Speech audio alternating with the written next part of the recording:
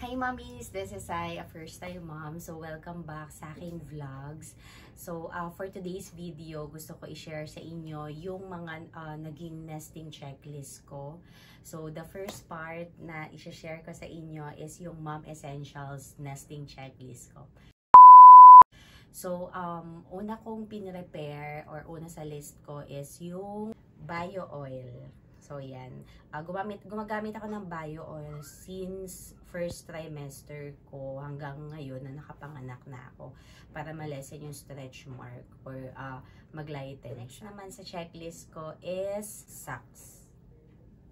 So, yan. Para hindi malamigan. Next is terno ng pajamas. Pero depende sa inyo kung anong gusto nyo. Ako kasi preferred ko na magpajama since kapapanganak ko pa lang. Tapos ayan, ito din, madali kasi siyang buksan pagka magpapa-breastfeed ako since pure breastfeeding mama ko. So yan, nagdala ko ng ilang pairs ng pantulog ko doon sa hospital. Pero may hospital gown din naman sila. Pero right after ilang days, nagpalit na din ako ng sarili kong sleepwear. Next on my list is Care adult diaper pants, adult pants. So yan, gumamit ako nito parang hanggang day 3 yata, ganun. So yan, nag-adult diaper ako.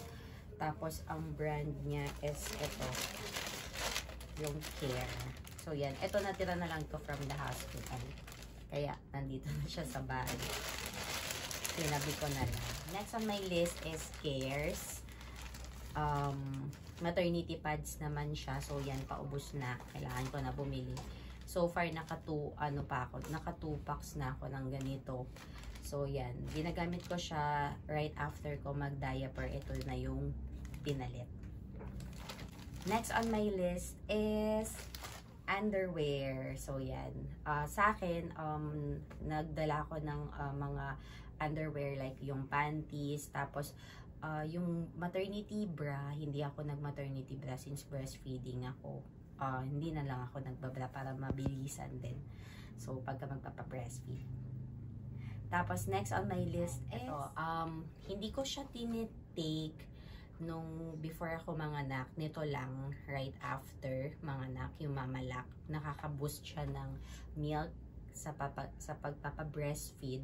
Pero ang iniinom ko nung before ako manganak is yung M2 malunggay.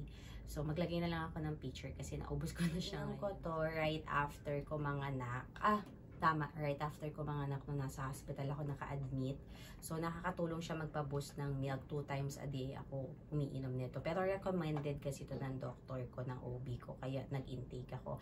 Pero before ng panganganak ko, ang ini-intake ko is yung malunggay water tsaka yung M2 malunggay na nabibili sa Andox. Yun. So, next on my list is Betadine Feminine Wash. So, yan, para ma-protect si V. Next on my list is binder. So, yan, para mag-flatten uli yung sa, di naman totally mag-flatten, para umimpis na yung sa chan ko since nakalawlaw siya. Tapos, para din ma-protect yung sa, tahi ko since CS mama ko. So, yun lang. Yun yung mga, Mom Essential Nesting Checklist ko. So, this is part 1 ng vlog ko sa mga nesting checklist.